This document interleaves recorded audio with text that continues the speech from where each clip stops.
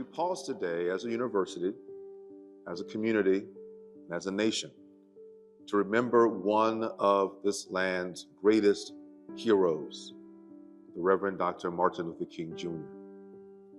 His bravery, his daring courage, his sense of a fierce urgency of now compelled him to move beyond the corridors of comfort, stand at the intersection of destiny, to be an agent of transformation, a transformed nonconformist, in his words, for a people, for a place that he loved. When we think about the Reverend Dr. Martin Luther King Jr., we think about his soaring oratory, his speech at the March on Washington, how he declared his dream to a nation that was still asleep in many ways regarding justice and equity for all God's children.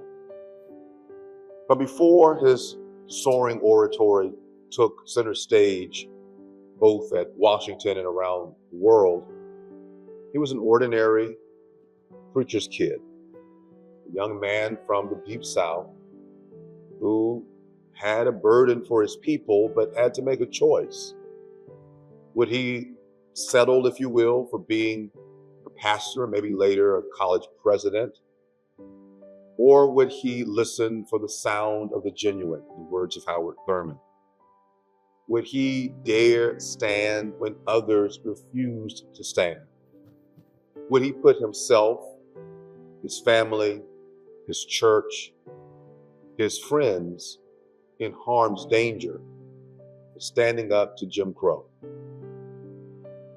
I'm very thankful that Dr. King chose to stand, chose to speak, chose to see a different way forward, to see a beloved community, to see a world in which Black and white could coexist together, lest we would coexist in dangerous futility.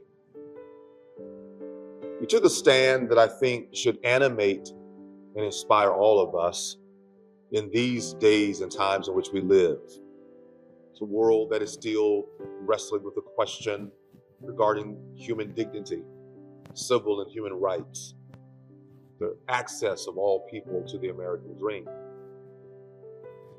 And so we look to this noble man, this man who stood head and shoulders above so many, though he was under 6 feet tall. We think about how he took that stand, and lest we forget, he was still an ordinary man, a man who had to make a tough decision, had the courage and the principle and the will to see it through for almost a decade or so of his life. I want to encourage each of you watching to also wrestle with the deep questions of our day. Ask yourself, are you willing to do the daring and the brave act? It may not be on the scale that Dr. King did when he led a nation toward freedom, but certainly there are ways in which you have to take stands in your families, in your schools, in your churches and other religious institutions.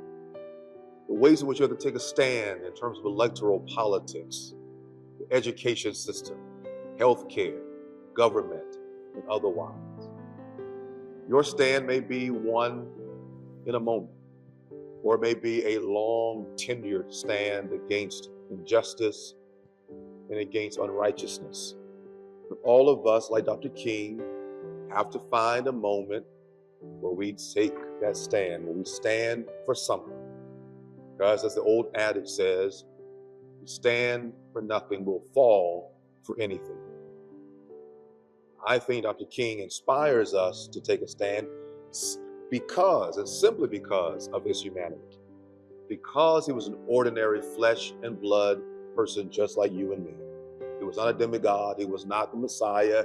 He was not a superhero from DC or Marvel Comics. He was Martin, a young man who dared to dream out loud.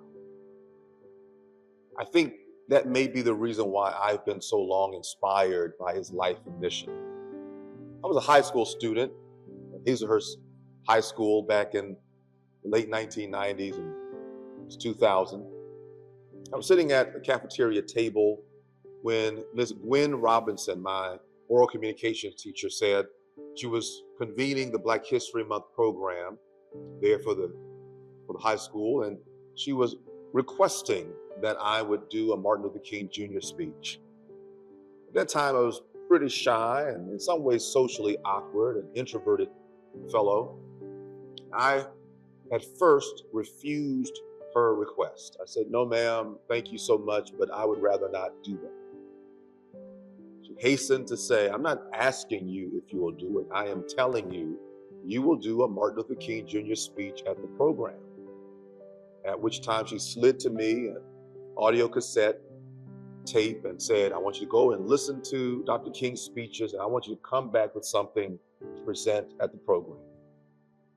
Well, I was obedient, went home, listened to both the A and B sides of that cassette, and began to really imbibe the sound, the tone, the rhythm, the baritone of Dr. King's voice, and tried to emulate it. The morning of the program, however, I was still practicing my Dr. King speech, and my mom said to me, "Baby, you don't sound like Dr. King." I was crushed. I was already concerned and nervous about standing up in front of my peers. I went to the campus that day nervous about getting up and doing this, and I said to God, "God, if you're up there, I need you to bail me out in this moment." I remember standing up in front of the podium when it was my time to speak. And I opened up my mouth and began to declare the words of Dr. King, closed my eyes, opened them. There was a standing ovation, weeping eyes from the adults in the room, faculty, staff. That really set me on a course where I would go to churches in Hazelhurst and surrounding communities in Copiah County giving Dr. King speeches, and sometime thereafter I would be called to the ministry. It would be that courage to stand in a moment when I was afraid that would open me up to stand in other ways for the balance of my life. I soon went to the University of Mississippi, where I had to take stands against racial injustice and stands for greater inclusion at Ole Miss. I remember being taunted and written about because I was taking a stand against Colonel Reb, and I was seen as a threat to the order of that day. Each moment having faculty and staff and fellow student activists saying, we must do this, we got to do this, said I can stand another day. Where have you had to take a stand?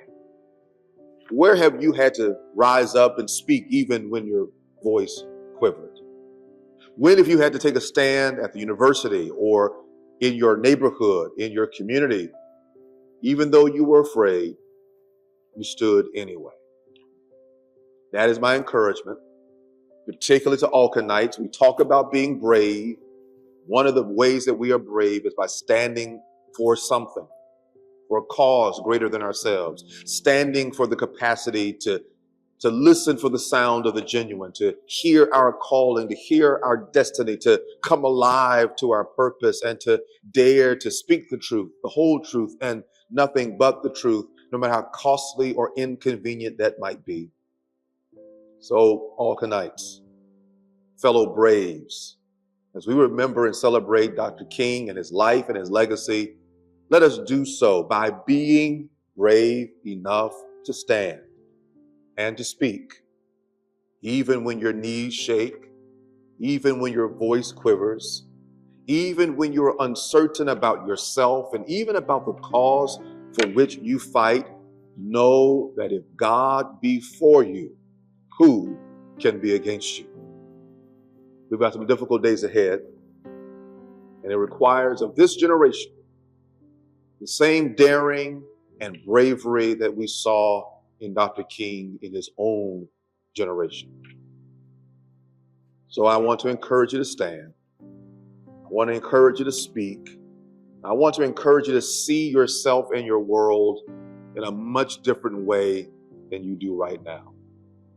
I trust that so many things will be better because of you, Alcornites, because of your courage, because of your willingness to stand, to speak, and to see.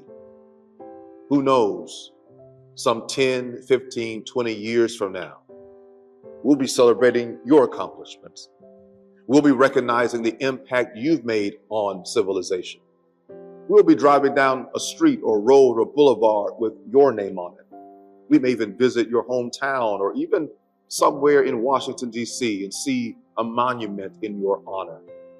You may come home for homecoming here to Alcorn and see a building with your name inscribed upon it. You don't do it for those reasons. You do it simply because the time is right, truth is always in season, and you are the one being tapped to make a difference. I hope and pray that today, as we pause and celebrate and serve, that we do so knowing that the same God that inspired Dr. King inspires you to be a change agent, a difference maker, a trailblazer, someone brave enough to stand. On behalf of President Tracy Cook, the entire administration, faculty, staff, and student body of Alcorn State University, I want to say to you, happy MLK Day. I hope that today and every day you make the difficult yet important choice to stand, speak, and see. The world is counting on you. Be brave enough to act. God bless you.